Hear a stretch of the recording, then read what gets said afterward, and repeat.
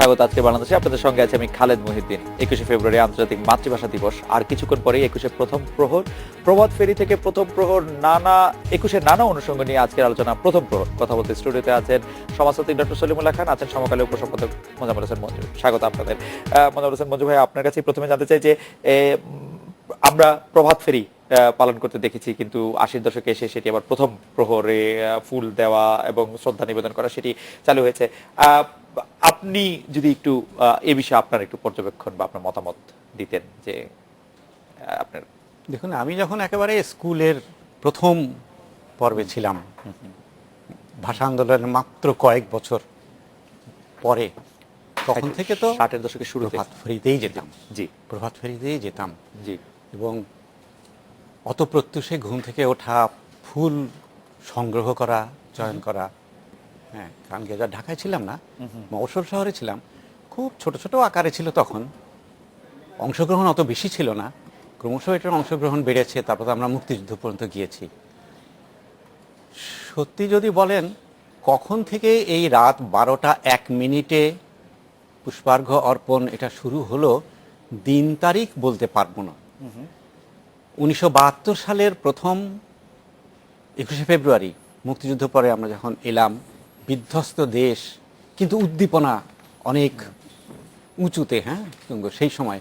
এবং কলকাতা থেকে আমাদের অনেক শিল্পী সাহিত্যিক যারা মুক্তিযুদ্ধের সময় ওই যে বুদ্ধিজীবী সহায়ক সমিতির বন্ধুবান্ধব ছিলেন, তারা কয়েকজন এসেছিলেন। আমার খুব একজন ঘনিষ্ঠ, যাদের বাড়িতে আমি ছিলাম, দিলীপ চক্রবর্তী, একজন সাংবাদিক। তিনি আমাদের স্বাধীনতা এখানে সম্মাননা পদকও পেয়েছেন। কিছুদিন আগে দেখা হয়েছিল, কয়েক বছর আগে, সেই উপলক্ষে তিনি এসেছিলেন। তাকে নিয়ে আমি সারা রাত শহীদ মিনারে ছিলাম, এটি মনে আছে। গান চলছিল, সাংস্কৃতিক অনুষ্ঠান, আর অনেক বড় জমায়েত হয়েছিল 72-এ। রাত কাটিয়ে ভোরে কিন্তু আমরা আবার ওই যে গোরস্থান ঘুরে সময় মতো এলাম। তার আগে কোনোদিন আমি সারা রাত ছিলাম না, এটি আমার মনে আছে। অনেক রাত পর্যন্ত হয়তো আপনার ওই আলপনা দেওয়া, সাজানো, এগুলো করে আবার বাসায় চলে আসতাম, আবার ভোরে প্রভাত ফেরিতে যেতাম। এখন প্রভাত ফেরিটা আমার কাছে, আমি পরবর্তীকালে আসলে এই ব্যাপারে আমার মন আসলে খারাপ হয়েছে। আচ্ছা, আমি এই রাত 12টায় এটা সূচনা করা, এটিকে আমি আমার মানে মানসিক গড়নে এবং সাংস্কৃতিকভাবে আসলে আমি এখনও গ্রহণ করি না। আমি মনে করি যে এটা যদি প্রভাতেই হতো আমাদের, এবং সার্বিকভাবে আমাদের এই যে, যেটাকে আমরা প্রাচ্য বলি, রাইট, ভারতবর্ষ, হ্যাঁ, ওরিয়েন্টাল, এইখানে তাকালে আমরা দেখব যে অবশ্যই সব কিছুই আমাদের প্রভাতে। এইখানে যারা আমাদের ধর্মাবলম্বী না, অন্য যারা মানে আপনার ট্র্যাডিশনাল স্থানীয় ধর্ম যাদের, হ্যাঁ, তাদের ওই বন্দনা দিয়ে শুরু হওয়া, অথবা প্রভাতে গান গেয়ে যাওয়া,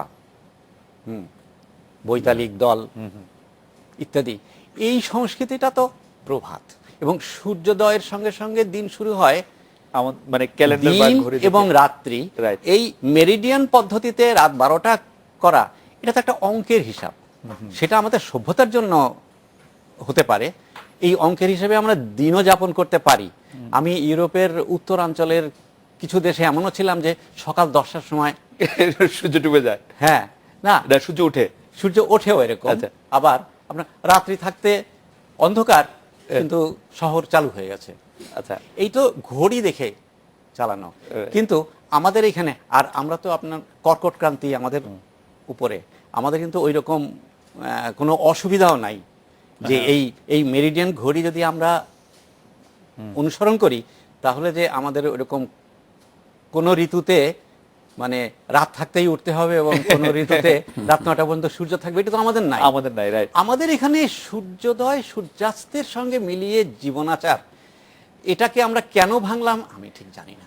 মঞ্জু ভাই, আমি ডক্টর সলিমুল্লাহ খানের কাছে যাওয়ার আগে আপনার কাছে কি মনে হয় এটার কোনো রাজনৈতিক কোনো উদ্দেশ্য থাকতে পারে? কারণ আমি যদ্দূর পর্যন্ত খবর নিচ্ছি সেটা হচ্ছে যে 80-র দশকের শুরুতে এই প্রথম প্রহর পালন করা শুরু হয়েছে, 80 দশকের শুরুতে যে চালু হয়েছে এবং সেটি আজও অনুসরণ করা হচ্ছে। 12টা 1 মিনিটে মহামান্য রাষ্ট্রপতি ফুল দেবেন, প্রধানমন্ত্রী ফুল দেবেন, তারপরে গুরুত্বপূর্ণরা, এবং 12টা 10 মিনিটে বেগম জিয়া তার বাসা থেকে রওনা হবেন ফুল দেওয়ার জন্য, শহীদ মিনারের জন্য। এটার কি কোনো রাজনৈতিক তাৎপর্য আছে, রাতে ফুল বা শ্রদ্ধা জানানোর মতো? আমি এটি খুব গভীর অভিনিবেশ সহকারে খুঁজে দেখা বা সেরকম কোনো ইয়েতে যাইনি। যেটা আমরা উপর ভাষা দেখেছি সেটা হচ্ছে 75 সালে বঙ্গবন্ধু নিহত হওয়ার পর যে পরিবর্তনগুলো আমাদের এখানে হয়েছিল, রাজনৈতিক, সাংস্কৃতিক, মন মানসিকতায় চাপিয়ে দেওয়া, ইতিহাস বিকৃত করা, যে জিনিসগুলো এখানে হয়েছিল সেটি হচ্ছে আমাদের নিজস্ব সংস্কৃতি থেকে সরে গিয়ে এবং পাশ্চাত্যমুখী।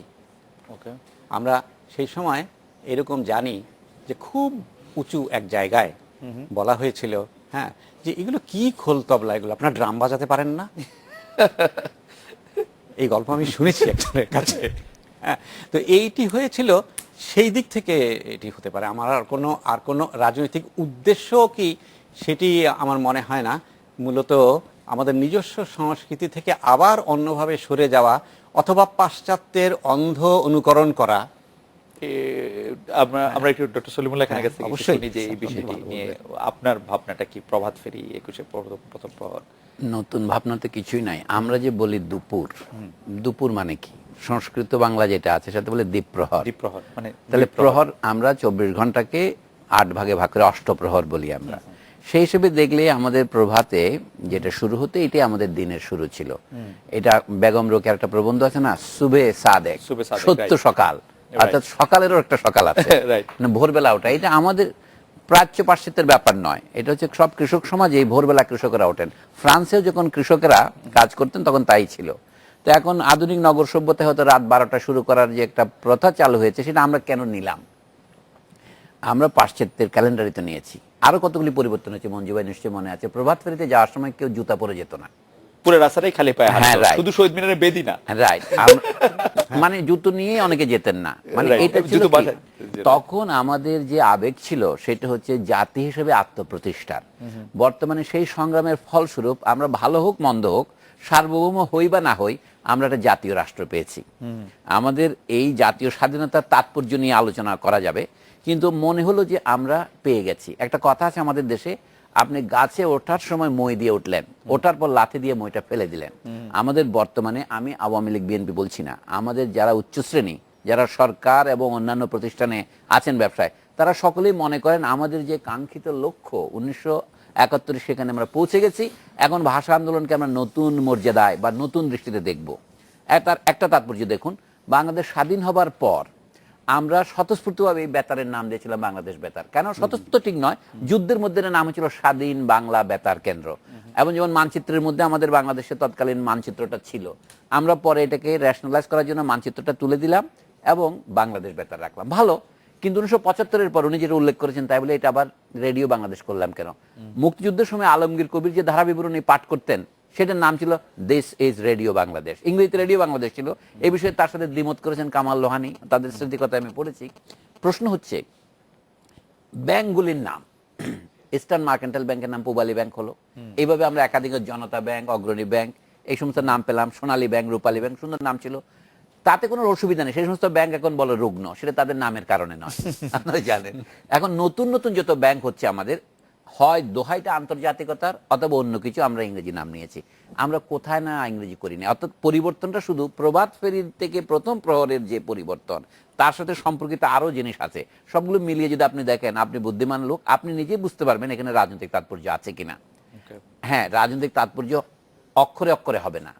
আমাদের সমগ্র সমাজের মনোভাব, স্বাধীন হওয়ার পর আমরা ঠিক স্বাধীন হই নাই, আমরা আরো বেশি পশ্চিমা নির্ভর হয়ে পড়েছি। আমরা স্বাধীন হয়েছে পাকিস্তানের কাছ থেকে, কিন্তু ব্রিটিশ বিরোধী আমাদের স্বাধীনতা সংগ্রামের কোন স্মৃতি আজকে উদযাপিত হয় না কেন? আমরা সমস্ত জাতীয় অনুষ্ঠান সীমিত করেছি। আমি শ্রদ্ধা রেখেই বলছি, 21শে ফেব্রুয়ারি ছিল পাকিস্তানের মধ্যেই বাঙালি জাতীয়তাবাদের উত্থান, এটাকে স্মরণ করার জন্য। কিন্তু 1947 সনে কি হয়েছিল এই দেশে, সেটা আর উদযাপন করতে পারছি না আমরা। পাকিস্তান করে 14ই আগস্ট, ভারত করে 15ই আগস্ট, আর বার্মা করে 4 জানুয়ারি। সেগুলো নানা কুসংস্কারাচ্ছন্ন কারণে। বার্মাকে 1 জানুয়ারি স্বাধীনতা দিতে চেয়েছিল ব্রিটিশরা, ওরা গণনা বই করে দেখে ওই দিন শুভ নয়, কুষ্টে দেখে। তো আমাদেরও এখন মনে হচ্ছে কি যেন ওই জিনিসটা আমরা যেমন 1857 সিপাহী বিদ্রোহের 100 বছর যখন পালিত হলো, পাকিস্তানে হয়েছে, ভারতে হয়েছে। এখন 150 বছর উদযাপন সময় বাংলাদেশে কোনো অনুষ্ঠান হয়নি, কোনো পত্রিকায় বিষয়ে প্রোগ্রাম আসেনি। সেদিন আরেকটি টেলিভিশনে আমি গিয়েছিলাম, নাম বলবো না, সেখানে আলোচনা হচ্ছিল এই যে 14ই ফেব্রুয়ারি অনেক ছাত্রছাত্রী যে নিহত হয়েছিলেন এরশাদ বিরোধী শিক্ষা আন্দোলন 1983-তে, তাদের দিন নিয়ে শুনেছি কয়েকটি অনলাইন পত্রিকা ছাড়া কোনো বিশেষ পত্রিকা কোনো সংখ্যা তো করা দূরের কথা, খবরও ছাপেনি। এই পরিবর্তনগুলিকে আমি কিভাবে ব্যাখ্যা করবো? আপনার রাজনৈতিক প্রশ্নের উত্তরে আমি সেটাই বলতে চাই যে আমাদের মনের গঠনের মধ্যে এমন কোন একটা পরিবর্তন হয়েছে যেটাকে আমাদের বলে কি, অনেকে বলে কি এটা আমাদের বিশ্বজনীনতা, অনেকের নাম দিয়েছে আমরা বিশ্বগ্রামের অধিবাসী, হতে পারে। আমার মনে হয় এটা নতুন একটা পরাধীনতার সূত্রপাত, আমরা চিনতে পারছি কিনা সেটা কি না, তার প্রমাণ হচ্ছে যে কি আমরা তো ভাষার নামে এই রাষ্ট্র গঠন করেছি, তাতে কয়েকটা মৌলিক দাবি ছিল। 1954 সনে যুক্তফ্রন্টের যে 21 দফা, সেটা এখনো আমরা মুখস্থ করি। সেখানে লেখা আছে যে এখন শহীদদের রক্তে রাঙানো এই 21শে ফেব্রুয়ারির এই দিনটাকে স্মরণে রেখেই বাংলা একাডেমির মতো প্রতিষ্ঠান প্রতিষ্ঠা করতে হবে। উদাহরণস্বরূপ, বিশেষ করে পাকিস্তানের যে সেন্ট্রাল সুপিরিয়র সার্ভিস পরীক্ষা, এটা বাংলায় দেওয়ার ব্যবস্থা রাখতে হবে। আর শুরু হয়েছিল পোস্টাল মানি অর্ডার, এটাকে উর্দুতে লেখা হবে না বাংলায় লেখা হবে, এরকম একটা অর্থনৈতিক ইস্যু থেকে শুরু হয়েছিল। তারপরে এটা মর্যাদার ইস্যু, তারপরে দুটো জিনিস, উচ্চ শিক্ষা এবং উচ্চ সরকারি চাকরি, এগুলি বাংলায় দেওয়া যেতে পারে কিনা, এইটাই তো ছিল রাষ্ট্রভাষার মূল তর্কের বিষয়। তারপরে অন্যান্য বিষয়ের কথা বাদ দিলাম, বাংলা ভাষার উন্নতির জন্য বাংলা একাডেমি করা হবে, পাকিস্তান সরকারের উদ্যোগে কেন্দ্রীয় বাংলা উন্নয়ন বোর্ড করা হলো। কিন্তু 1972-এ এসে আমরা দুটোকে একটা বাংলা একাডেমি করলাম। বাংলা একাডেমি কোন বইপত্রের মেলা করে, পাকিস্তান আমলে বইপত্রের মেলা এভাবে হতো না। এখন আমার বক্তব্য হচ্ছে নতুন নতুন প্রথা, নতুন নতুন অনুষ্ঠান হবে, কিন্তু তা কতটুকু নতুন হবে এবং কতটুকু পুরাতনকে বর্জন করবে। পুরাতন মানে ছিল আজকে শহীদ মিনারের সামনে অপবিত্রতাকে রক্ষা করার জন্য হাইকোর্টকে 8 দফার রুল জারি করতে হয়, এই অর্থাৎ তাহলে আমাদের এই মর্যাদার জন্য, এবং বলা হচ্ছে সংস্কৃতি মন্ত্রণালয়কে, সংস্কৃতি বিষয়ক মন্ত্রণালয়কে বলতে হবে কি 3 জন গার্ড রাখতে হবে। আমি উচ্চ আদালতকে সাধুবাদ জানাই এই রুল প্রণয়ন করার জন্য, বা তাদেরকে 6 মাস সময় দিয়েছে। কিন্তু আমরা ভাষার মাসটা চলে গেলে পরে হয় বোবা হয়ে যাই, না হয় ইংরেজি ভাষী হয়ে যাই। আমার মনে হয় আমাদের গঠনের মধ্যে, সমাজ গঠনের মধ্যে, ব্যক্তির মধ্যে নয়, এই রোগটা আছে। এই জন্য ব্যক্তির মধ্যে যে নিউরোসিস দেখা দিয়েছে, আমি একটা ইংরেজি শব্দ বললাম, এটা বা অনুবাদ করলে হবে স্নায়ু রোগ দেখা দিয়েছে আমাদের, যেটা আমাদের চরিত্রকে নির্দেশ করে যে আমরা আরো পরনির্ভরশীল হয়ে যাচ্ছে। তার প্রধান প্রমাণ আমি যেটাই বলেছি, ব্রিটিশ বিরোধী স্বাধীনতা সংগ্রামের ঐতিহ্য যে আমরা যত দ্রুত পারি মুছে ফেলতে চাই, তার কারণ হচ্ছে কি আমরা আবার ব্রিটিশ হতে চাই, যেন ইউনিয়ন জ্যাক উড়িয়ে দিলেই আমাদের স্বাধীনতা আসবে। কারণ 1971-এর মুক্তি সংগ্রামে ইউনিয়ন জ্যাকওয়ালারা আমাদের সমর্থন করেছিল কি করে নাই, এটার উপরেই কিন্তু আমরা নির্ধারণ করছি। সেটার কথা। আমরা একটা বিরতি নেব, বিরতির পর যখন ফিরে আসবো তখন মঞ্জু ভাই আপনার কাছে জানতে চাইবো যে আমরা বাংলার মর্যাদা রক্ষায় যে দিনে আমাদের ভাষা শহীদরা প্রাণ দিয়েছিলেন তাদের কথা আমরা স্মরণ করি, কিন্তু বাংলা ভাষা হিসাবে অন্য ভাষার মর্যাদা রক্ষা করে কিনা, নাকি বাংলাও একটি ধীরে ধীরে অন্যরা যেরকম বলছেন একটা উপনিবেশিক ভাষা হয়ে উঠছে? আমরা একটা বিরতি নিচ্ছি, ফিরছি আপনাদের কাছে।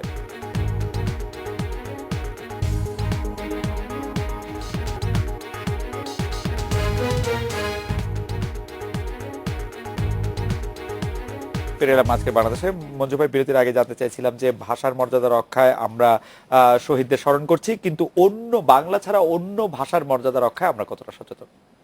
যে ভাষাগুলি চলছে, যেটা অনেক কম লোকই বলুক না কেন, আমাদের দেশে বাংলা ছাড়া অন্য যে ভাষাগুলো আছে, জি আমরা যদি বলি আদিবাসীদের ভাষা বা অল্প কিছু অন্য যে ভাষার আছে, ভাষাভাষী আছে, আমাদের ধাঙররা এক ধরনের ভাষা ব্যবহার করছেন, সেগুলির ক্ষেত্রে আমরা খুব সম্প্রতি এই বিষয়ে কিছুটা সচেতনতা বেড়েছে এবং শিক্ষা মন্ত্রণালয় থেকেও বলা হয়েছে যে পার্বত্য চট্টগ্রামের যে ছোট ছোট জাতিগোষ্ঠীগুলো তাদের কোনোটির পাহাড়ি ভাষায় মানে প্রাথমিক বিদ্যালয়ের বই সরকারি উদ্যোগেও প্রকাশ করার হচ্ছে, এবং নীতিগতভাবে এটা নেওয়াও হয়েছে যে তার প্রাথমিক শিক্ষা তাদের নিজেদের ভাষায় নিতে পারবে। খুব বেশি ভাষায় তো সেটা সম্ভব না, ধরুন চাকমা মানওয়াদের হতে পারে, এবং সাঁওতালটা আবার গ্রহণ করেনি এইটার মধ্যে। মানে পাহাড়ের আদিবাসী এবং মানে সমতল আদিবাসীদের মধ্যে এটা নিয়ে আবার একটু আমি কিন্তু আমি পড়ে জানি যে পশ্চিমবঙ্গে কিন্তু সাঁওতাল তাদের ভাষা প্রাথমিক বিদ্যালয়ে পড়ানো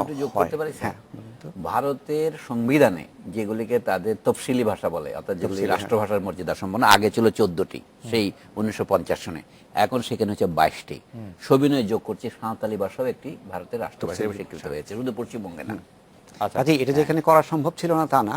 তো আমি বলছি যে সম্প্রতি এই বিষয়ে কিছুটা সচেতনতা দেখা যাচ্ছে, কিন্তু স্বাধীনতার পরের বছরগুলো যদি আমরা যা আচরণ করেছি এবং এ বিষয়ে নীতি কোনো কিছু নির্ধারণ না করে নীতিগতভাবে আমরা যেসব কাজ করতে গিয়েছি এবং মনোভাব প্রকাশ করেছি, সেটা মোটেই সঙ্গত ছিল না। সেটা হচ্ছে যে ওই সব প্রতিটি ক্ষুদ্র জাতিগোষ্ঠীর তাদের নিজেদের ভাষা সংস্কৃতি রক্ষা করার যে অধিকার, এর প্রতি আমরা খুবই উদাসীন ছিলাম। শুধু উদাসীনই ছিলাম না, আমাদের একটা ভ্রান্ত ধারণাও ছিল যে বাংলাদেশ মানে হচ্ছে এমন একটা জাতিরাষ্ট্র যে এখানকার মানে সংখ্যালঘু জাতিগুলো বাঙালি হয়ে যাবে, এরকম একটা ভ্রান্ত ধারণা পর্যন্ত ছিল। এবং যে ধারণা আপনার পরিণতিতে ওই পার্বত্য জেলাগুলোতে বিদ্রোহের সূচনা হয়েছিল। কেমন? এক্ষেত্রে কাজেই আমরা এখান থেকে এক্ষেত্রে কি গণমাধ্যমের ভূমিকাও আপনি একটু বলবেন, যে গণমাধ্যমও কি এই আমি বল- মরলি আমি আমি বলবো যে ওই সময়ে আমরাও গণমাধ্যমে কাজ করেছি, এই ক্ষেত্রে সচেতনতা এবং মনোযোগের অভাব ছিল ওই সময় এবং এই সময় মিলিয়ে এই সময় কিন্তু এটা ক্রমশ বেড়েছে, ক্রমশ ক্রমশ বেড়েছে এবং গণমাধ্যমে কিন্তু অনেক বেশি সোচ্চার হয়েছে। আবার তাদের- গণমাধ্যম হ্যাঁ, তাদের অনেক ইয়ের বেশি ব্যাপারে। গণমাধ্যম অনেক বেশি সোচ্চার আছে। ডক্টর সলিমুল্লাহ খান, আমি প্রশ্নের সাথে একটি বিষয় যোগ করতে চাই যে বাংলা ভাষায় আমরা একটি জাতিগোষ্ঠীকে গারো বলছি, ওরা নিজেদের পরিচয় দিচ্ছে মান্দি বা মানুষ বলে। মানে বাংলা ভাষাও কি আসলে কারো কারো উপরে চেপে বসছে বা মানে আচরণে? এইটা মুখস্থ করে বলা যাবে না। আপনি দেশ হিসেবে দেখেন, ভারতে বাংলা ভাষার কি অবস্থা এবং বাংলাদেশে বাংলা ভাষার কি অবস্থা। কারণ বাংলাদেশের মানুষ যেমন বাংলায় কথা বলে, ভারতের পশ্চিমবঙ্গ রাজ্য এবং ত্রিপুরা রাজ্যেরও মানুষ বাংলায় কথা বলে, আসামের কয়েকটি জেলায় কাছাড় সহ সেখানেও বাংলা বলে। তো সেই দিক থেকে আসামে দেখবেন বাংলা একটা নিপীড়িত ভাষা হিসেবে দেখা দিয়েছে। এটা পরিবেশের উপর নির্ভর করে। এখন বাংলাদেশে আমরা 40 থেকে 45টি জাতিগোষ্ঠী আছে যারা নিজেদের আদিবাসী বলতে পছন্দ করেন। আমাদের সংবিধানের যারা হত্যাকর্তা বিধাতা তারা তাদেরকে ক্ষুদ্র নৃগোষ্ঠী বলছেন। ক্ষুদ্র নৃগোষ্ঠী কথাটা কোনো অর্থই হয় না। নৃগোষ্ঠী মানে কি? সবাই তো নৃগোষ্ঠী, আমরা তো নৃগোষ্ঠী, তাই না? ওরা ক্ষুদ্র এটাই বলছেন। তাহলে আমরা তাদের আগে বলতাম জাতীয় সংখ্যালঘু। সমস্যা হচ্ছে এখানে, আমরা বলি জাতি ধর্ম নির্বিশেষে, এমনকি সঙ্গে যুক্ত করি নারী পুরুষ ভেদ নির্বিশেষে। আমাদের সংবিধানে এটা আছে। তাহলে বাংলাদেশ যে ধর্ম নিরপেক্ষ রাষ্ট্র হয়, যেটা আমি মনে করি সঠিক হওয়া উচিত, আমাদের জাতি নিরপেক্ষ রাষ্ট্র হতে হবে। কিন্তু তারপরেও জাতীয় কাজ কারবার চালাবার জন্য একটা ভাষা লাগবে। যেমন ধরুন, আমাদের এখানে একজন পণ্ডিত বেরিয়েছেন এখন, আপনারা এখানেও আসেন মাঝে মাঝে, উনি বলছেন যে ইংরেজিতে কোনো ভাষা নয়, ইংরেজি হচ্ছে টেকনোলজি। অর্থাৎ মানুষকে আল্লাহ দুটো জিহ্বা দিয়েছেন, যা ইচ্ছা তা বলতে পারেন। একটা বাঁয়ে বলেন, একটা ডানে বলেন, আমি সেভাবে বলবো না। আমি বলছি কি, কোনো দেশে যোগাযোগের জন্য একটা ভাষা লাগে, এটাকে ইংরেজিতে বলে লিঙ্ক ল্যাঙ্গুয়েজ, সংযোগের ভাষা। এখন বাংলাদেশে যেহেতু 98 বা 99 জন লোক বাংলায়, মানে আঞ্চলিকতার ভেদ বাদ দিয়ে বললাম, সিলেটি চট্টগ্রামের লোকেরাও বাংলা বোঝে বলে আমরা ধরি। এখন ডক্টর সুনীতি কুমার চট্টোপাধ্যায়, যিনি আমাদের সর্বজন শ্রদ্ধেয় ভাষাচার্য, ভারতের জাতীয় অধ্যাপক, তিনি বলতেন চাকমা ভাষা হতো বাংলার একটি উপভাষা। এমনভাবে রবীন্দ্রনাথ ঠাকুর একথা বলতেন, অহমিয়া ভাষা বাংলার একটি উপভাষা। রাজেন্দ্রলাল মিত্র বলতেন উড়িয়া ভাষা বাংলার একটি উপভাষা। কাজে এটা নির্ভর করে কোনটা ডায়ালেক্ট বা উপভাষা, কোনটা ভাষা, সেটা অনেক তর্কের বিষয়। আমি বলবো আজকে ভারতে উড়িয়া অহমিয়া স্বতন্ত্র ভাষা হিসেবে স্বীকৃত, 19বিংশ শতাব্দীর শেষ ভাগ থেকেই রাষ্ট্রীয়ভাবে তারা স্বীকৃত। আমাদের বাংলাদেশেও চাকমা ভাষা আলাদা ভাষা হিসেবে স্বীকৃত, কিন্তু এটা সংবিধানে স্বীকার করেনি। আমরা সংবিধানে বলেছি প্রজাতন্ত্রের রাষ্ট্রভাষা বাংলা, এটা তারা মেনে নিচ্ছে। সমস্যাটা সেখানে নয়, সমস্যাটা হচ্ছে যদি আমরা 21শে ফেব্রুয়ারিকে আন্তর্জাতিক মাতৃভাষা দিবস বলে থাকি, মাতৃভাষা মানে কি? মাতৃভাষার অধিকার কতটুকু সম্প্রসারিত হবে? প্রত্যেক জাতির মাতৃভাষা রাষ্ট্রভাষা হতে পারে না। তাহলে পৃথিবীতে ধরেন জাতিসংঘের ভাষা 6টি কেন? বাংলা গিয়ে হয়তো 7টি হবে বা 8টি হবে, কিন্তু পৃথিবীর সব ভাষাকে তো 5000-এর বেশি ভাষা আছে, হতে পারবে না। আমরা এটা মেনে নিয়েই বলছি, কাজের খাতিরে বাংলাদেশের রাষ্ট্রভাষা হিসেবে বাংলা অন্য জাতির ভাষাকে নিপীড়িত করছে কিনা। প্রথমে বলবেন যে তাদের ভাষাগুলো তো রাষ্ট্রভাষা নয়, সেটা আপনি যদি নিপীড়ন বলেন, আমি এখানে লাজবাব। তবে যদি বলেন যে তারা তাদের ভাষার বিকাশের সুযোগ পাচ্ছে কিনা, আমরা জানি রুশ বিপ্লবের সময় রুশ দেশে রুশ ভাষা ছাড়াও অনেকগুলো ভাষা ছিল, বিশেষ করে যেগুলো তাদের উপনিবেশ ছিল। ভ্লাদিমির ইলিচ লেনিন একটা বিখ্যাত প্রবন্ধ লিখেছিলেন, বড় রুশিদের জাতীয় গর্ববোধ, শোভিনিজম অফ দ্য গ্রেট রাশিয়ানস। লেনিন নিজেও সেই জাতির লোক। আমি বলছি সেইটাকে উনি দমন করতে পারেননি, কিন্তু যে সমস্ত জাতির ভাষায় অক্ষর পর্যন্ত তখন ছিল না, তাদেরকে তিনি অক্ষর দেওয়ার ব্যবস্থা করেছেন। কাজে কেউ কেউ বলে থাকেন বাংলাদেশে মাতৃভাষায় শিক্ষা দেওয়ার জন্য অন্য জাতির লোকদের বই দেওয়া যাবে না, সেটা ঠিক নয়। রবীন্দ্রনাথ ঠাকুরের কথাই মেনে নিই আমরা, তিনি বাংলা ভাষার শ্রেষ্ঠ লেখকদের একজন। তিনি বলছেন শিক্ষায় মাতৃভাষা মাতৃদুগ্ধের সমান। তাহলে আমাদের মারমা, আমাদের খুকি, আমাদের লুসাই, আমাদের মঞ্জগি, আমাদের খুমি, এদের মাতৃভাষা তো বাংলা নয়, এটা পরিষ্কার। চাকমাদের নিয়ে আপনি মস্করা করতে পারেন, ত্রিপুরা তো বাংলা ভালো বোঝেন, কিন্তু তারপরে তাদের ক গ বরক আলাদা ভাষা আছে। এইটাকে বাংলা ভাষা বলে যদি আপনি চালিয়ে দিতে পারেন, তাহলে আপনি বলতে পারেন বাংলার হিন্দির মধ্যে এর চেয়ে বেশি পার্থক্য নাই। তো বাংলাকে হিন্দির একটু উপভাষা বলে চালিয়ে দেন। একসময় তো আমরা পাশাপাশি ভাষায় ছিলাম। সমস্যাটা হচ্ছে ওইখানে নয়, আমাদের জাতি তাদের জাতির উপর অত্যাচার অর্থনৈতিকভাবে করছে, প্রথমে রাজনৈতিকভাবে করছে, এবং তার আনুষঙ্গিকভাবে বলছে তোমাদের ভাষা অত উন্নত নয়। হ্যাঁ, প্রত্যেক ভাষার ইতিহাস আছে। হয়তো চাকমা ভাষা রবীন্দ্রনাথের মতো বিখ্যাত সাহিত্যিক নেই, কিন্তু সেই ভাষা দিয়ে সেখানে কিন্তু কবিতা, চাকমার মতো কবি আছেন। জলি নৌদিন কিত্তেই জলে উঠবে না কেন, এমন বই তিনি লিখেছেন। কাজে ভাষার গুণ কিন্তু পরিমাণ দিয়ে নির্ধারিত হয় না, ভাষার গুণ নির্ধারিত হয় তার অন্তরের শক্তি দিয়ে। এই জন্য আমি বলি, বাংলাদেশের প্রত্যেকটা প্রাইমারি স্কুলে অথবা মাদ্রাসায়, মক্তবে, যেখানে যার যে মাতৃভাষা সেই ভাষায় তাকে বাংলাদেশের ইতিহাস পড়ানো যেতে পারে, অথবা মানে যেটা সে পড়তে চায় তাকে গণিত পড়ানো যেতে পারে। সেই বিষয়ে বই না থাকে, পরিকল্পনা থাকলে লেখা যায়। কোন এক মহামনীষী বলেছেন যে সরকারের ইচ্ছার, মহামনীষীর নাম হচ্ছে মোহাম্মদ জাফর ইকবাল। তিনি বলছেন পরীক্ষার প্রশ্নপত্র ফাঁস বিষয়ে নুরুল ইসলাম নাহিদকে লক্ষ্য করে বলেছেন কিনা আমি বলতে পারবো না হলপ করে, তিনি বলছেন সরকারের সদিচ্ছা থাকলে প্রশ্নপত্র ফাঁস বন্ধ করা যায়। যেমন যারা ফাঁসের সাথে জড়িত, সরকারি কর্মচারী, অফিসের কর্মচারী, তাদের কাউকে কখন কতদিন শাস্তি দেওয়া হয়েছে তার তালিকা প্রকাশ করুন। আপনি ভৎসনা করলেন, তার 2 মাসের বেতন বন্ধ করলেন বা তার প্রমোশন, এটা শাস্তি নয়। তাকে আপনি ফৌজদারি অপরাধে দণ্ডিত করুন, কারণ এটা ফৌজদারি অপরাধ। অর্থাৎ সরকারের যদি ইচ্ছা থাকে, যদি সেটা করা যায়, আমি ওখানে বলবো আজকে যদি সরকারের ইচ্ছা থাকে 5 বছরের মধ্যেই দেশের সমস্ত প্রাথমিক বিদ্যালয়ে যেখানে অবাঙালি জাতির ছাত্রছাত্রীরা আছে তাদের জন্য তাদের ভাষায় পাঠ্যপুস্তক সরবরাহ, পড়ানো সবই যায়। যদি আপনার শিক্ষকের অভাব থাকে, দেশে তো বেকারের কোনো অভাব নাই, শত শত শিক্ষক চাকরির জন্য লাইন দিয়ে বসে আছে। আমি তো জানি পার্বত্য চট্টগ্রামের খাগড়াছড়ির ডেপুটি কমিশনার অফিসে একটা কেরানির পদে 4 জন লোক নিয়োগ করা হবে, পরীক্ষা দিয়েছে 2000-এর বেশি। তো কাজে লোকের কোনো অভাব নেই, কথা হচ্ছে আমাদের ইচ্ছার অভাব আছে কিনা সেটা জিজ্ঞাসা করুন। আমরা আরেকটা বিরতি নিচ্ছি, বিরতির পর যখন ফিরে আসবো মঞ্জু ভাই আপনার কাছে জানতে চাইবো যে আপনি জানেন যে এবার 21-এ পদক ঘোষণা করা হয়েছে, প্রতিবারই ঘোষণা করা হচ্ছে বেশ কিছু বছর ধরে। এই 21-এ পদক আমাদের জীবনের জন্য কতটা গুরুত্ব বহন করে, 1, আর 2 হচ্ছে যারা পদক পাচ্ছেন তাদেরকে কিভাবে পদক দেওয়া হচ্ছে। আচ্ছা, এই ভাষার এটা আরেকটু টেনে নিয়ে তারপরে হ্যাঁ ঠিক আছে, তাহলে আমরা একটা বিরতি নিয়ে আসি। আমরা একটু বিরতি নিয়ে ফিরি আপনার কাছে।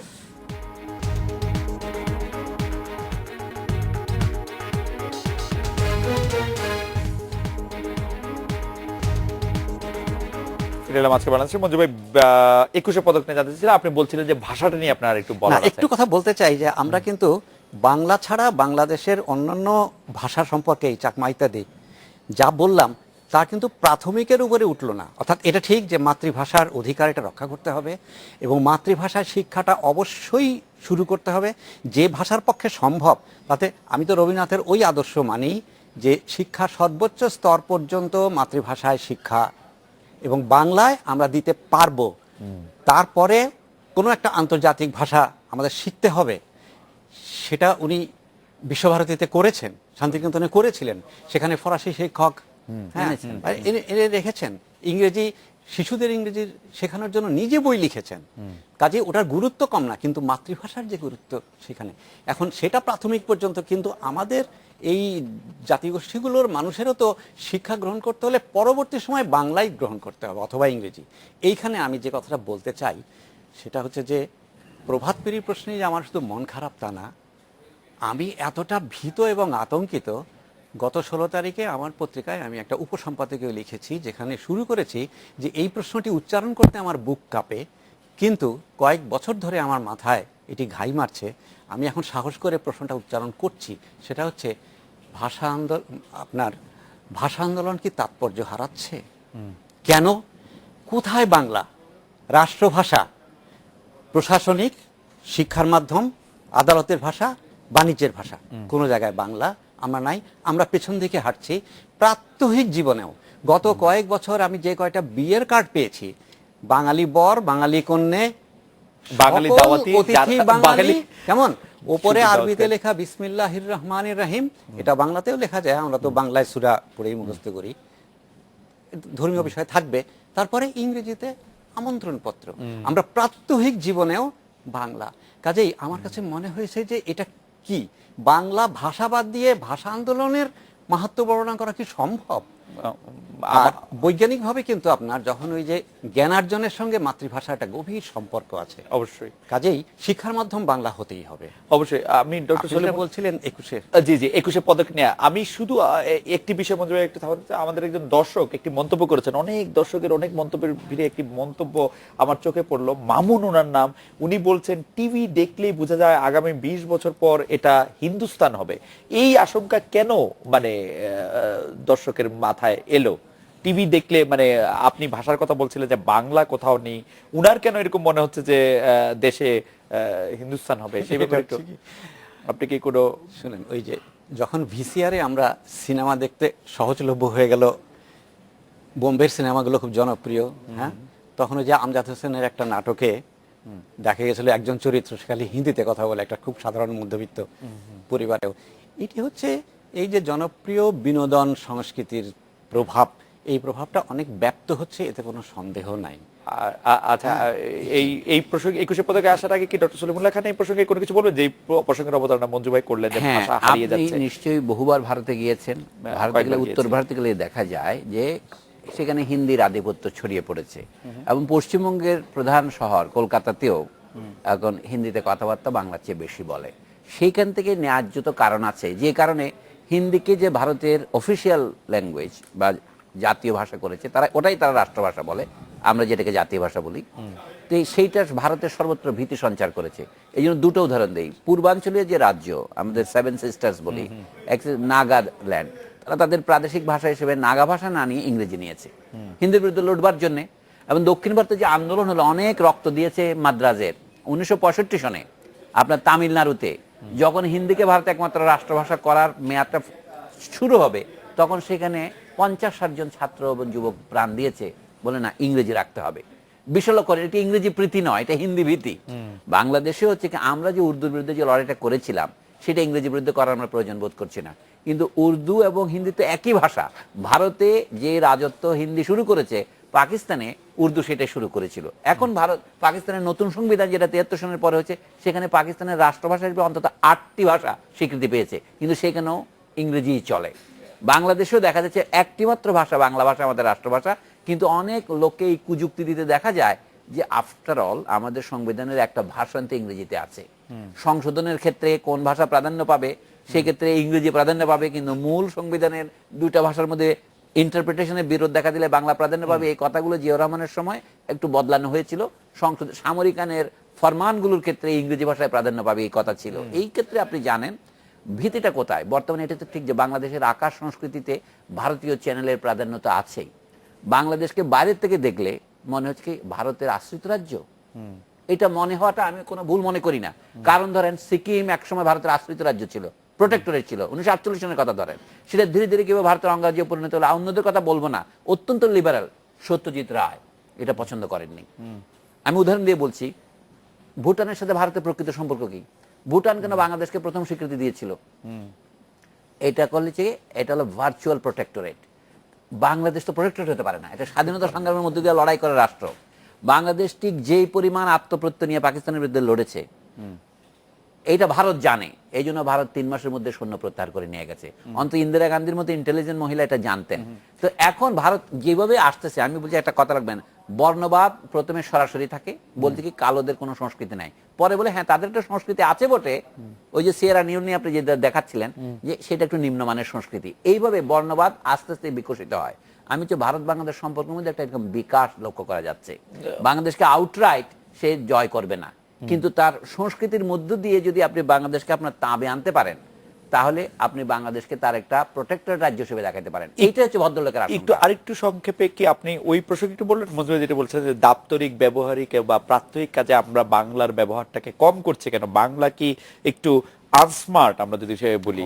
এইটা না, সাউথ এশিয়ার মার্কেটে যখন আপনি যাবেন, আমরা বলি কি ভারতীয়, ধরেন যত বিদেশে ভারতীয় অধ্যাপকরা রাজত্ব করে, ধরেন ভারতীয় বাঙালি অধ্যাপক যত রাজত্ব করে, বাংলাদেশের অধ্যাপকরা তাদের ধারে কাছেও নাই।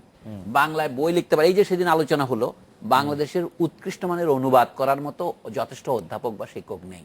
আমরা যে ইংরেজি অনুবাদ করি সেগুলো ইউরোপীয়রা তাদের পাঠের যোগ্য মনে করে না। তাহলে আপনি বলতে বাংলা সাহিত্যকে বিশ্ব যদি আপনি প্রতিনিধিত্ব করতে চান, তা করতে হবে।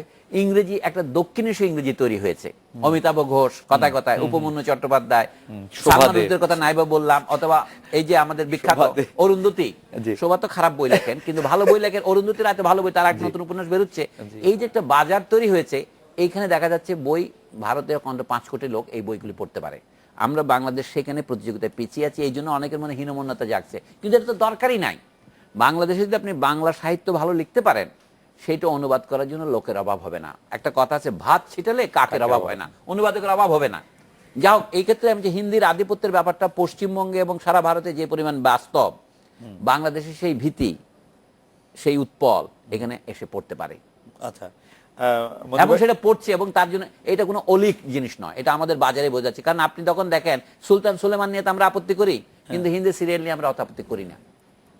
এটা ডাবিং করা, মানে যারা আপত্তি করছে হিন্দি সিরিয়াল অথবা অন্যান্য ছবি আমি দেখার বিরুদ্ধে কোনো বক্তব্য বলছি না। আমাদের বাচ্চারা এখন হিন্দি সিনেমা দেখে তারা হিন্দি বলতে পারে। একটা বিদেশি ভাষা জানা জীবন সংগ্রামের হাতিয়ার, কিন্তু নিজের ভাষাকে উপেক্ষা করা, পায়ের নিচে দলন করা, যেটা আমাদের মধ্যবিত্ত শ্রেণী করছে এখন, এটাই হচ্ছে সবচেয়ে আশঙ্কার বিষয়। আমার মনে হয় যে আমরা আরেকটি বিরতি নেওয়ার সময় হয়ে গেছে, তারপর আমরা 21শে পদক এবং তার তাৎপর্য এবং যারা পেয়েছে তাদের নিয়ে আলোচনা করবো। আমরা ফিরছি।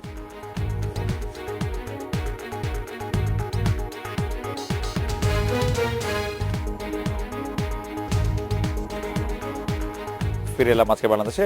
মঞ্জু ভাই, ভাষা আন্দোলনের জন্য বা ভাষা আন্দোলনের স্মরণে যে 21শে পদক প্রবর্তন করা হয়েছে, তা কাদেরকে দেওয়া হচ্ছে এই সম্পর্কে একটু আপনার কাছ থেকে জানতে চাইছিলাম। কাদেরকে দেওয়া হচ্ছে বা কিভাবে দেওয়া হচ্ছে? বা গুণী মানুষের বা রাষ্ট্রীয় বা সরকারি স্বীকৃতি থাকা এবং পদক বিভিন্ন নামে তো বিভিন্ন দেশেই আছে। হ্যাঁ, এখন এটা আপনি এটাকে আগে আমি শুধু জানতে চাইছিলাম যে সরকারের কি এরকম কোনো মেকানিজম বা টুল আছে? এইটা আমি এখন তাই ভাবছিলাম, যে যেটাকে ইংরেজিতে ক্রাইটেরিয়া বলে বা মানদণ্ড, হ্যাঁ, কি কি হলে কিভাবে তাদেরকে দেওয়া হবে, এই বিষয়ে খুব সুস্পষ্ট আছে কিনা আমরা ওইরকম জানি না। তবে বিভিন্ন বছরের সব তালিকা যদি আপনি একত্রিত করেন, তাহলে ওই প্রশ্নটা আসতেই পারে যে যদি মানদণ্ড থেকেও থাকে, হ্যাঁ, তাহলে সকলেই কি সেই মানদণ্ড অনুযায়ী নির্বাচিত হয়েছিলেন, এই প্রশ্ন আসতেই পারে। কিন্তু ব্যক্তি ধরে ধরে এই বিষয়ে আলোচনা করার কোনো উৎসাহ না, আমি ব্যক্তি ধরে ধরে আলোচনা করতে চাই না মঞ্জু ভাই, কিন্তু এইটি কি এরকম হয়ে দাঁড়ায় যে একবার যিনি পেয়েছেন তাকে আর দেওয়া হবে না, সুতরাং মানে আমরা যত পাই পদক তত কি পাই লেখক, এরকম একটা অবস্থা? সেটা তো ওই পদকের নীতিমালার মধ্যেই সেটা থাকবে, যে মানে একাধিকবার দেওয়া বা না দেওয়া যাবে কিনা, বা এটা যেহেতু বছরবারি, সেহেতু আমার মনে হয় যে এখানে ওই বছরে অবদান বিবেচনা করলে একজন 2বার পেতেও পারেন, কিন্তু এটা ওইখানকার নীতিমালার ব্যাপার। সে মঞ্জু ভাই যেহেতু নাম ধরে আলোচনা করতে চাইছেন না, সেহেতু আমি একটু ডক্টর সলিমুল্লাহ খানের কাছে আসি। আমার কাছে যেটি আকর্ষণীয় লাগে, যেমন এই বছর আপনি যদি দেখেন স্যার, ভাস্কর্যে শিল্পকলায় আব্দুল্লাহ খালেদ পেয়েছেন, চলচ্চিত্রে তানভীর মোকাম্মেল পেয়েছেন, নাটকে সারা জাকের পেয়েছেন, নৃত্যে শামীম আরা নিপা 21শে পুরস্কার পেয়েছেন। আমার ধারণা তারা তাদের শ্রেষ্ঠ কাজগুলি এখন থেকে 40 বছর আগে করেছেন, মানে এখন 30 বছর অন্তত তারা আগে করেছেন। মানে এই পদকগুলি দেওয়ার মানে কিভাবে নির্বাচন করা হয়, নাকি তারা বাদ পড়ে গেছিলেন কোনো কারণে, দেওয়া হয়নি, এরকম কোনো কিছু? মঞ্জু ভাই ঠিকই বলেছেন, এটা পৃথিবীর বিভিন্ন দেশে আছে। এটা রাজতন্ত্রের আমলেও আমরা দেখলাম কি, আমরা রাজাদেরকে যেটা দেই সেটাকে আমরা বলি নজরানা, আর রাজা যখন ফেরত দেন সেটা খেলাত বলা হয়। চাদর একটা দেওয়া হতো, এটা হচ্ছে ঐতিহ্য। মানে রাষ্ট্র যে একটা ক্ষমতা, রাষ্ট্র যেটাকে স্বীকার করে, সেটা যে সমাজে আধিপত্য প্রতিষ্ঠা করে, এটা তারই একটা অংশ। আরেক ধরনের উপাধি ডিগ্রি আছে, যেমন বিশ্ববিদ্যালয়গুলি দেয়, অনেকে অনারারি দেয়। আমাদের এখানে সাহিত্য পুরস্কার চালু হয়েছে, বাংলা একাডেমি পুরস্কার দেয়। এখানে সমাজের স্বীকৃতি পাওয়ার, ভারতে পদ্মশ্রী, পদ্মভূষণ, এবং তারা বিদেশিদেরকেও দেয়, আমরা দেখতে পাচ্ছি, তাই না? ভারতের সবচেয়ে উচ্চ উপাধি ভারতরত্ন, হ্যাঁ, অমর্ত্য সেনের এটা পেয়েছেন, শ্রীমতী ইন্দিরা গান্ধী পেয়েছিলেন, এরপর নিচে আরো অন্যান্যরা পায়। এখন এইটার মাপকাঠি জিনিসটা কি, এটা হচ্ছে কথা। আমরা মাপকাঠি দেখি পদকটা ওজন কত, সঙ্গে একটা টাকা দেওয়া হয়। শুনেছি স্বাধীনতা পুরস্কার 3 লাখ টাকা দেওয়া হয়, এবং 21শে পদকে কি দেওয়া হয় আমি ঠিক জানি না। 1 লাখ টাকা, হ্যাঁ। তো এখন বাংলা একাডেমি পুরস্কারের সাথে এরকম টাকা দেওয়া হতো। এখন আবার প্রাইভেট কর্পোরেশনগুলো পাকিস্তানের মধ্যে যেমন আদমজিৎ, দাউদ এই সমস্ত পুরস্কার ছিল, এবং বাংলাদেশ আমলে এখন বিভিন্ন গ্রুপ এই পুরস্কার চালু করছে। ফিলিপস করেছিল, হ্যাঁ, ফিলিপস তো করতেছেই, এমনকি আমাদের পত্রপত্রিকাগুলি আত্মপ্রচারের জন্য মেরিল, প্রথম আলো ধরেন একসাথে করে, তারপরে এখানে বিভিন্ন টিভি চ্যানেল করে, ভবিষ্যতে আরো পুরস্কার হবে। আমরা এখন রাষ্ট্রের কাছে ফিরে যাই। 21শে ফেব্রুয়ারির যে ভাষা আন্দোলনের যেটাকে বলা হয় মর্মবেদনা, তার যে স্পিরিট, সেটার সাথে সঙ্গতিপূর্ণ কাজের জন্য এই পুরস্কার দেওয়াটা বিধেয় বটে। কিন্তু প্রত্যেক বছর আপনি নানা ক্ষেত্রে গুণিয়ে যে ক্ষেত্র বৃদ্ধি করলেন, গতবার বাংলা একাডেমি পুরস্কার দেখা গেল নাটকে কোনো লোক পাওয়া যায়নি, যেন বাংলাদেশে গত এক বছরে নাটকে কাউকে স্বীকার করার মতো নয়। তারা তো ওই বছরের জন্য পুরস্কার দেয় না, পুরস্কার তো সারা জনমের কাজের জন্য দেয়। আর এই অনেক বয়স হয়ে যাওয়ার পর মানুষকে পুরস্কার দেওয়ার মধ্যে সম্মান তো আছে বটেই, কিন্তু সঙ্গে একটা লুকানো অপমানও আছে। যে কাদম্বিনী মরিয়া প্রমাণ করিল, সে মরে নাই, এত বছর পরে পুরস্কার পাইয়া প্রমাণ করিল তিনি এত বছর পান নাই। পুরস্কার। শুনেছি এমন একটা হচ্ছে, এক ভদ্রলোক একবার পুরস্কার পেয়েছিলেন বাংলা একাডেমিতে, এই বছর তাকে আবার নমিনেট করা হয়। পরে একজন দেখা যায় বাংলা একাডেমিতে একবার পুরস্কার পেলে সে কোনো ফেলো হয়ে যায়, ফেলো হলে তাকে আরেকবার পুরস্কার দেওয়া ঠিক নয়। আর কোন একবার কমিটি, যদি এক ভদ্রলোক ছিলেন যিনি পুরস্কার কমিটির চেয়ারম্যান, তিনিও পুরস্কার পেয়েছেন, এরকম অনেক অনিয়মের অভিযোগ শোনা যায়। তো সেগুলো এখানে কর্তব্য নয়। শুধু আমি এটাই বলবো যে পুরস্কার দেওয়ার মাধ্যমে রাষ্ট্র যাদেরকে স্বীকৃতি দিতে চায়, আমি তাদের সম্মান করি, রাষ্ট্র তাদেরকে স্বীকার করেছে। কিন্তু যদি আপনি হিসাব করেন যাদের সম্মান করেনি তাদের সংখ্যাও বিপুল। এক এক সময় কি কারণে এটা হয় জানি না। রুশ বিখ্যাত উপন্যাসিক টলস্টয় সম্পর্কে বলা হয় যে তিনি বেঁচে থাকার সময় 10-12 বছর ধরে নোবেল পুরস্কার চালু হয়েছে, কিন্তু তিনি নোবেল পুরস্কার কোনোদিন পাননি। সুইডেনের স্বয়ং অগুস্ট স্ট্রিনবেরি, যাকে স্ট্রিনবার্গ বলে ইংরেজিতে, তিনিও পাননি। তাকে ঐক্য দেশের শ্রমিকের একটা বিকল্প পুরস্কার দিয়েছিলেন। আমি কথাগুলি বলছি যে কোনো দেখাবার জন্য, পুরনো কাহিনী দেখাবার জন্য নয়। এরকম পুরস্কার অনেকে পেয়ে থাকেন, অনেকে পান না। আমি একটা শেষ কথা বলি। আমাদের আহমদ ছফা সাহেব 1991 সালে জার্মানিতে গিয়েছিলেন। সেখানে জার্মান বেতার বা কোথাও বক্তৃতা দেওয়ার জন্য তিনি একটা ইংরেজি প্রবন্ধ লিখেছেন, সেটা প্রকাশিত হয়নি। প্রবন্ধটা আমার হাতে এসছে, এটা আমরা প্রকাশ করছি। একটা বই বেরোবে গরিবের রবীন্দ্রনাথ নামে, একটু বিজ্ঞাপনও দিয়ে নিলাম আপনার কাছে। সেই বইতে এই প্রবন্ধটা ছাপা হয়েছে, যারা দেখবেন। তিনি বলছেন নোবেল পুরস্কার অনেকেই পেয়ে থাকেন, দুর্ভাগ্যবশত রবীন্দ্রনাথ ঠাকুরও পেয়েছিলেন, তাই বলে তাকে ওদের মতো গণ্য করা যাবে না। এই জন্য হচ্ছে অনেক ভালো লোক কিন্তু 21শে পদক পেয়েছেন, কিন্তু দুর্ভাগ্যবশত পেয়ে থাকলেও, যেমন আহমদ ছফা 21শে পদক পেয়েছিলেন মরণোত্তর, কিন্তু তাকে সবার সাথে তুলনা করা যাবে না। একই পুরস্কার বহু লোককে পেতে হয়। একটা অশ্লীল কথা আছে, আমেরিকানরা বলে ওয়ান সাইজ ফিটস অল। পুরস্কার জিনিসটা হচ্ছে কি, সে অনেক অসমানকে সমান করে ফেলে। অর্থাৎ এই পুরস্কারটা আমার একজনকে মহৎ লোকে বলতে শুনেছি যে এই পুরস্কারটা আমি নিতাম, কিন্তু অনেক অশ্লীল লোক পেয়েছে বলে আমি নেব না। সেই ভদ্রলোকের নাম হচ্ছে, এইভাবে বলেননি, জাঁ পল সার্ত্রে। তিনি সিনিয়র ভালো পুরস্কার পেয়েছে। যখন আলজেরিয়ার মুক্তি সংগ্রাম চলছে, তখন ফরাসি কমিউনিস্ট পার্টির পত্রিকা লুমানে তিনি রাস্তায় দাঁড়িয়ে দাঁড়িয়ে বিক্রি করছেন, দাগল তখন শাসক। কিন্তু সেই সময় তাকে খানিকটা ছোট করার জন্যে আলবেয়ার কামু, যিনি ফরাসি উপনিবেশদের সমর্থক, তাকে 1957 সালে পুরস্কার দেওয়া হয়েছে। তিনি পরে পূর্ব দুর্ঘটনায় সাইটে মারা গেছেন। ছাত্রকে যখন এই পুরস্কার 1964 সালে দেওয়া হলো, নোবেল পুরস্কার, উনি বললেন পুরস্কারের বিরুদ্ধে আমার কিছু বক্তব্য নাই, নোবেল অতি নোবেল লোক, কিন্তু আমি এটা নেব না। কেন? বলে আলজেরিয়ার মুক্তি সংগ্রামের সময় আমরা যখন লড়াই করছিলাম, তখন যদি এই পুরস্কার দেওয়া হতো, তখন এটা একটা স্বীকৃতি হিসেবে আমরা নিতাম, আলজেরিয়ার মুক্তি সংগ্রামের স্বীকৃতি হিসেবে। এখন আলজেরিয়া স্বাধীন হয়ে গেছে 1962 সনে, তুমি আমাকে 64 সনে এই পুরস্কার দিচ্ছ, আমি পুরস্কার নেব না। এরকম সৎ সাহস খুব কম লোকেরই থাকে। আমি ছাত্রকে সম্মান আরেকবার জানিয়ে বলছি যে একটা কথা আছে, পুরস্কার মাত্রেই দুর্নীতি। সুতরাং যত বড় পুরস্কার হয়, দুর্নীতি তত বড় হয়। এটা কি, এই কথা সত্য কিনা, এই কথা আপনাকে জিজ্ঞাসা করি আমি বক্তব্য শেষ করি। আমি আমি আমি অবশ্য পুরস্কারের ক্ষেত্রে এই কথা হয়তো কিছুটা মেনেও নিতে পারি। আমি একটু মঞ্জু ভাইয়ের কাছে একদমই 40 সেকেন্ডে জানতে চাইবো, এতবার বলার পরও উচ্চ আদালতে বাংলাটা চালু করার ক্ষেত্রে আমাদের এত দ্বিধা কেন? এটা মানসিকতা ছাড়া অন্য কিছু আমার মনে হয় না। আরেকটা জিনিস মনে হয়, পরিশ্রম না করার বিষয়ও আছে। আরেকটা বিষয় হলো যে আদালতে বিদেশি ভাষা থাকার কারণে আপনার আম জনগণ, যারা যারা সংখ্যায় সবচেয়ে বেশি ন্যায় বিচারের জন্য আসে, তারা কিন্তু জানতেও পারে না যে কেন সাজা হলো অথবা কেন সাজা হলো না। এই জায়গাটাতে সম্ভবত একটা বাণিজ্যিক ব্যাপার আছে। দেশের ভাষায় বিচার না হওয়া হচ্ছে ন্যায় বিচারের পরিপন্থী। ইংরেজিতে একটা কথা আছে, justice delayed is justice denied, right? তাই না? আমরা তো যদি নিজের ভাষায় বিচার না হয়, তাহলে আপনি ন্যায় বিচার পেতে পারেন। এবং আমার মনে হয় যে এই আইনে পেশায় যারা যুক্ত, তাদের একটা সংকীর্ণ মানসিকতা এবং বাণিজ্যিক মানসিকতাও এটা একটা অন্তরায় হয়ে আছে। তারা যে একটি উদাহরণ দেন যে আমাদের বিভিন্ন দেশের আইনের সাথে তুলনা করতে হয়, সেটিকে কি বাস্তব কথা আসলে? আর তুলনা করলে কি সেটি বাংলায় বলা? আমরা তো এখন বাংলায় আইন পাশ করছি। জি, সময় আছে? হ্যাঁ, সময় নেই, তাহলে বলতে পারবো। আমরা শেষ করতে হবে। সমাজসেবী ডক্টর সলিমুল্লাহ খান এবং বিশ্ব সাংবাদিক জনাব মোজাম্মেল হোসেন মঞ্জু, আপনাদের অনেক ধন্যবাদ। 21-এর প্রথম প্রহরের একটু আগে এই ছিল আজকের বাংলাদেশে। দেখা হবে আগামীকাল এই সময়। শুভরাত্রি।